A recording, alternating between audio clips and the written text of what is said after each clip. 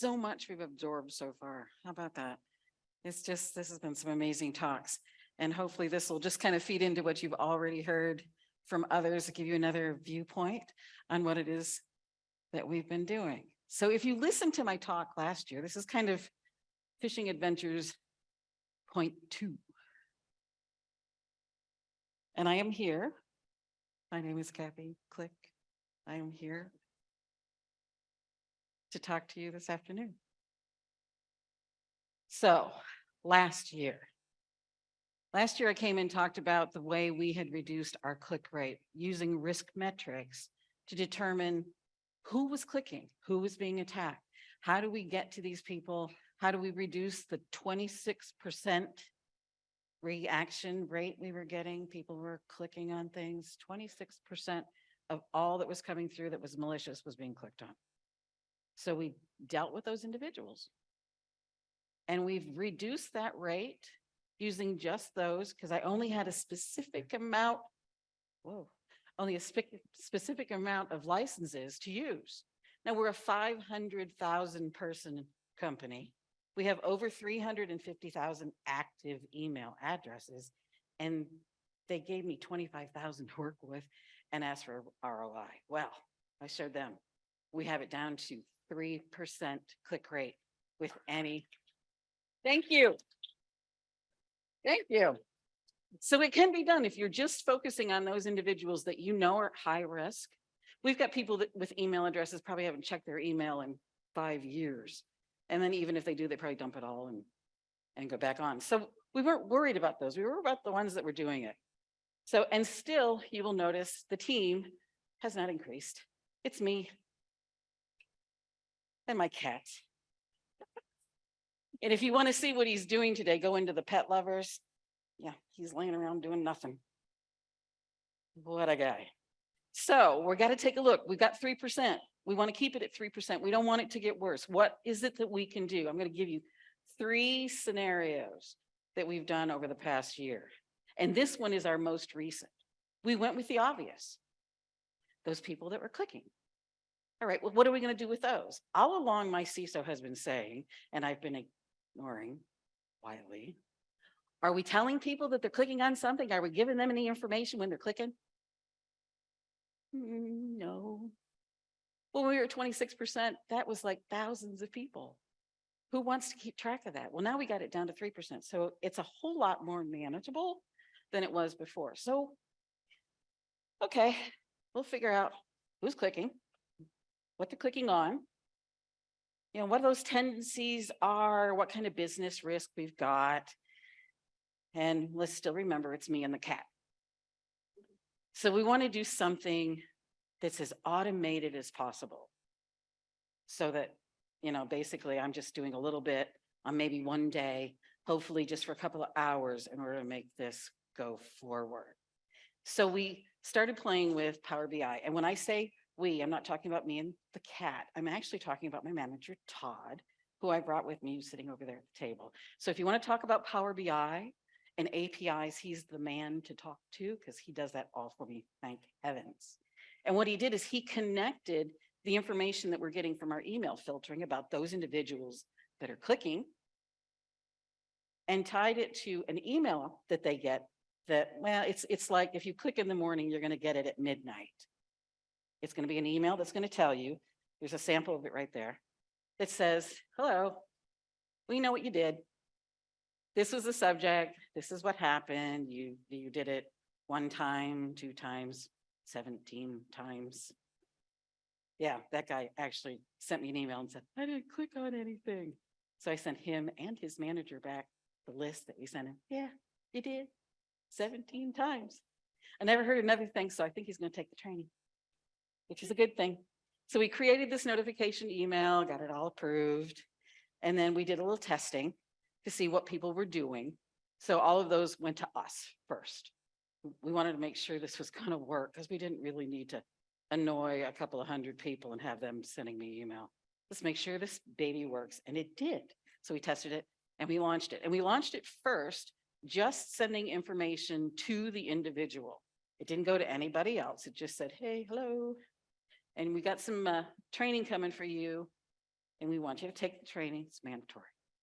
And we had about 68% that were taking the training, which isn't bad. I mean, my vendor says 68% is usually pretty good for someone completing training, but not me. I wanted 100%. I want to make sure this was going to work. And what we found out was most of the people that were taking the training, they got a 90% score. So it's not like they don't know what they're doing. They've made a mistake. And of the 182 unique team members that we had at that time, 75% of those were already enrolled in the phishing program. I'm training the right people. That's what that's telling me, although they're not listening really well because there's 75% of them are in this.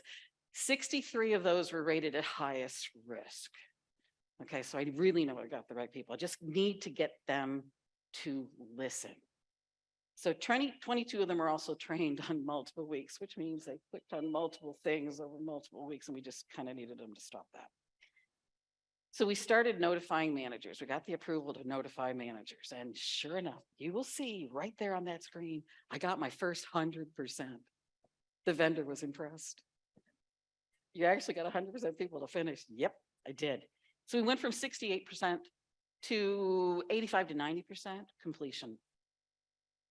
So it does work. And it's not a threat either. It's just the manager. It's a notice to the manager that says it's important, it's mandatory, we need them to take it. They're clicking on something that's live. Oh, and we also did say in that email, if this happens to be a critical vendor email and it's been miscategorized, you can have it reviewed.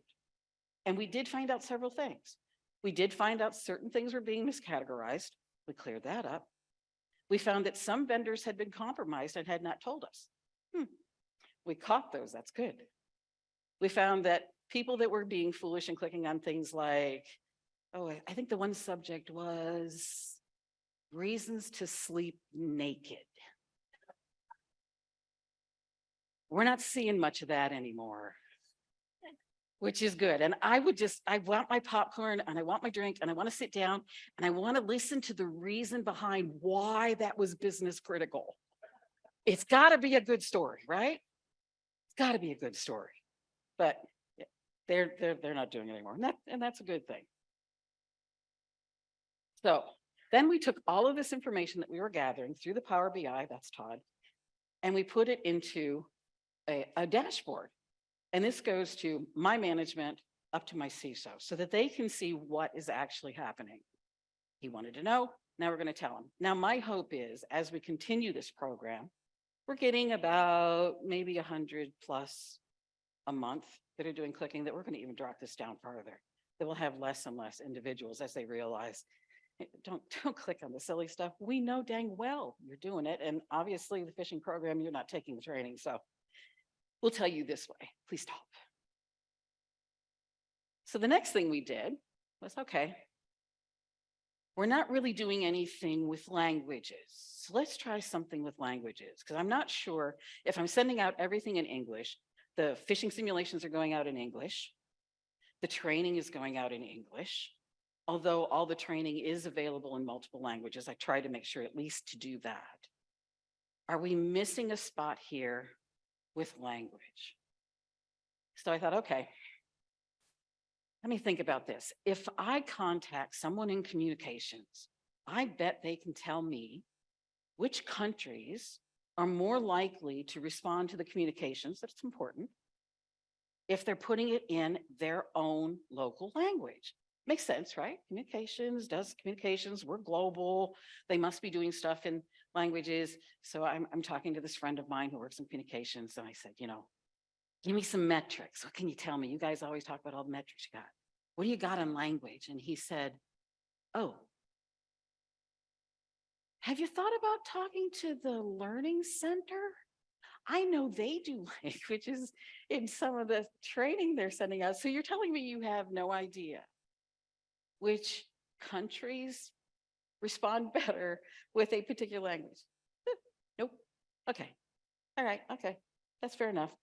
I'll talk to the LMS. I'll see what they say. So I get a hold of him and I'm like, all right, they're clicking on a particular module that's in a particular language. Do you have any metrics on that that could help me out that I could be like, okay, this country needs their own language?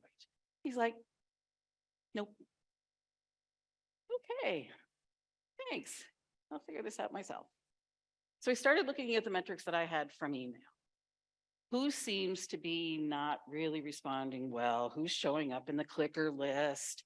Who's being attacked? How do we do this? And I came down to LAC. LAC was showing up as a soft target. Hey, there's 2 languages down in LAC that are major. There's probably a bunch of others, but Spanish and Portuguese. I can do that. That's 2 languages. That's not so bad. And interesting enough, in KnowBe4's 2023 report, they also report, and if you read it down there at the bottom, that LAC is one of the softest targets that we have. Got it made. This is perfect. Now we got to do is just do a little customization. So we did. I went in and looked, and the vendor had supplied some information that was in the appropriate language. This is perfect. We send them a targeted simulation in their language. So stuff went out to the Spanish countries in Spanish and the other countries for Portuguese. We're golden. It's going to work. And it did. Up until, if you look at the percentage for failure went down, which is good. But that red line is those people that were completing the education. What in the world? They were real good to begin with, and then they kind of quit. So the only thing I could figure out here is the notification that goes out to them that says, hey, you've got some training to do, you failed a simulation, is in English. So we're going to probably have to go back in and try it again and see if we can do a specific targeted language for those individuals as to what it is they're going to try. We learned a lot. I learned a lot more from about 6 months of simulations than I did from either the LMS or communications. That's okay. We got it. All right. So I'm feeling pretty good about LAC. They're getting better. This is great.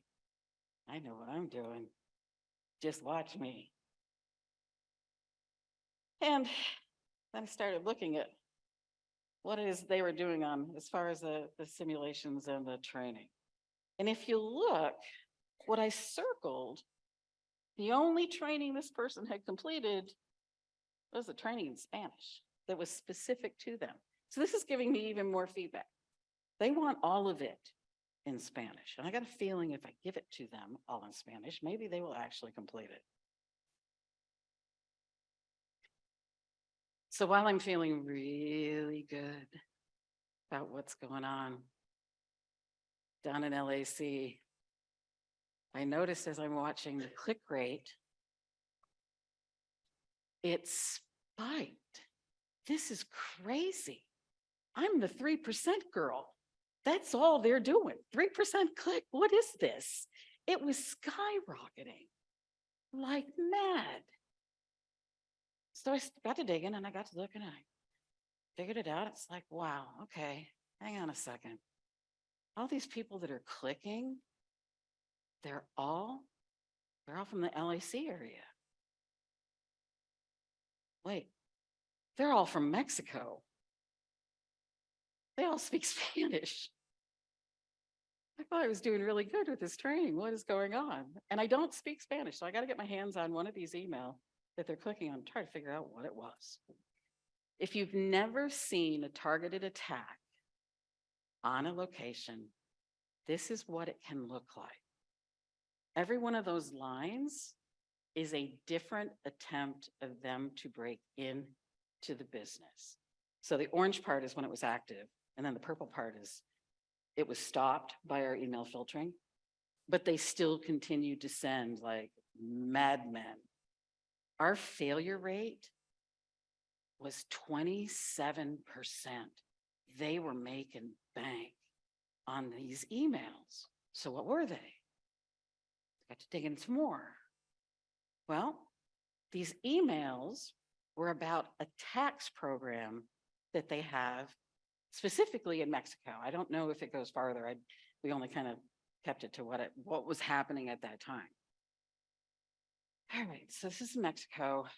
It's some tax program I know nothing about, any more than I'm sure they know anything about our tax programs, right? If you told them about what it is we do at the beginning of the year. So I started looking. Now, the interesting thing about this is this government group has plastered do's and don'ts all over the internet about what the expectation is for this type of an email. So the email goes, it's about taxes. They're supposed to log into their portal, and then they do whatever it is they need, report whatever it is that they've been paid in taxes on. Never saw all of that. But I was reading, after running it through Google, I was reading it in English to see what is this, what's going on. And in this documentation, it's specifically telling them, we would never send you something and ask you to click on a link.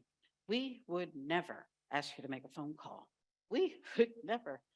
Like, what in the world are these people doing? They should know. This isn't a FedEx thing. This is a tax thing. They're being attacked at work. And the email itself was ludicrous. It looked like, you can see in the middle of that document, one line of text and a little bitty thing that they were clicking on that would open up. And they were doing a credential theft. So they wanted their credentials for this tax program that they had. So I found someone in our LAC department, and I said, I need some help. I need someone to do translations for me. We're going to do a very specific simulation and training and education to this group of people. Because obviously, whatever the government's sending out to them, they're not listening to either. So we sat down and I wrote out in English what I wanted to say and brought in information from the websites as to what is the do's and don'ts. And we sent it out to over 1,100 team members, plus another 60 from another one of our divisions, to see if we couldn't get their attention on what it was that they were doing. So we targeted that education.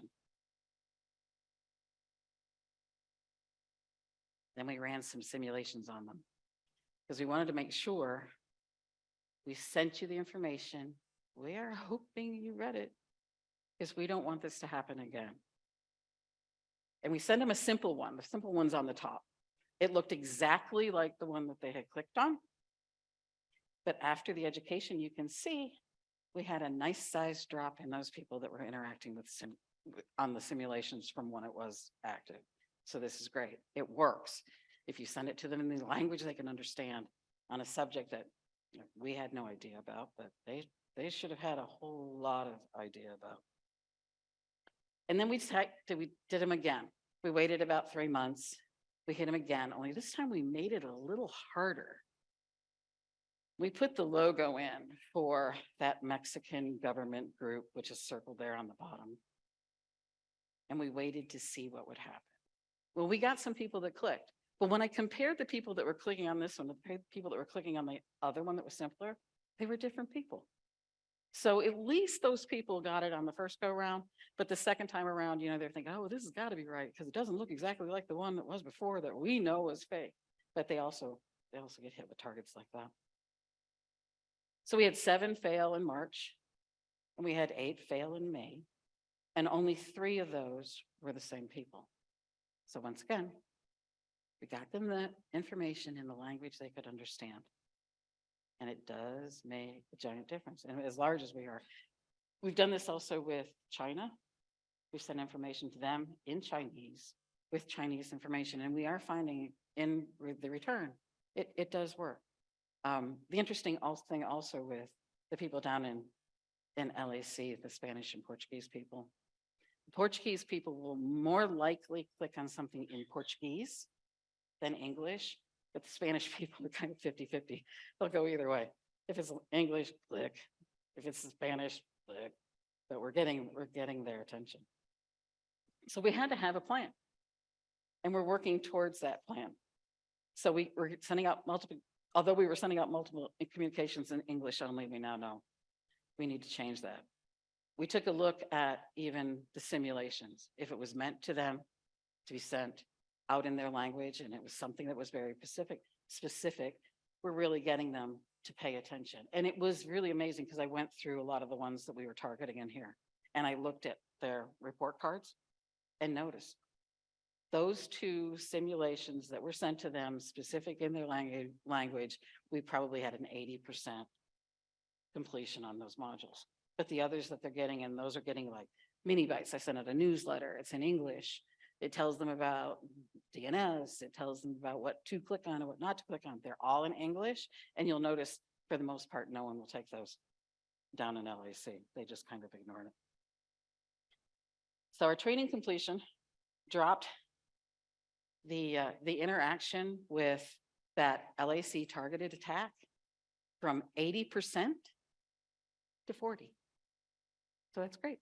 I like that. So we're trying to get ahead of things rather than behind. So for your toolbox, know the problem that you're solving, right? What is the problem? For us, when we started, the problem was clickers, real clickers, not the people that were failing simulations, but those people that we knew their behavior was going to cause issue with our company. And solve that problem. That will give you a lot of ROI. And we see a lot of, how do you tell people that this program is worth it? You tell them what the problem, the actual problem is. People are clicking. People are getting their laptops stolen. People are whatever. And then you can tell them how you solved it and how it actually worked. So when I went in and told our CISO, we went from 26% to 3% by addressing those individuals that had an issue. There's your ROI. Never once did he say we had to get rid of the program. It was, let's give you some more people to put into that program so we can keep that at 3%. Translations, they can play a role in your success. We've proven that already just with the LAC. I know there's others that we're tracking and trying to figure out whether or not we need to send translations to, but I will tell you, if you have LAC in your area, you might want to take a look at translations for them. And you have to remember to think about their culture. I knew absolutely zero about this tax business.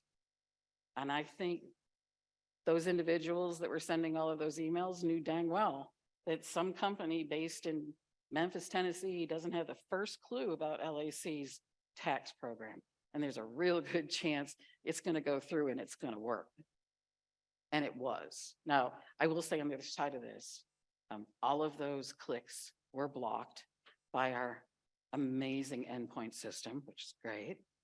So it didn't get through, but had it gotten through, that was a whole lot of credentials that would have been lost to that. So you have to keep in mind what's going on with the culture in each one of these areas.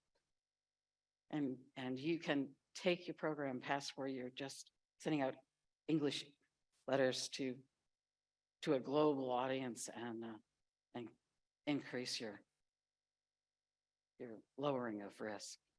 So that is all I have to. I actually got through that quicker than I thought I was going to. Do I have any questions?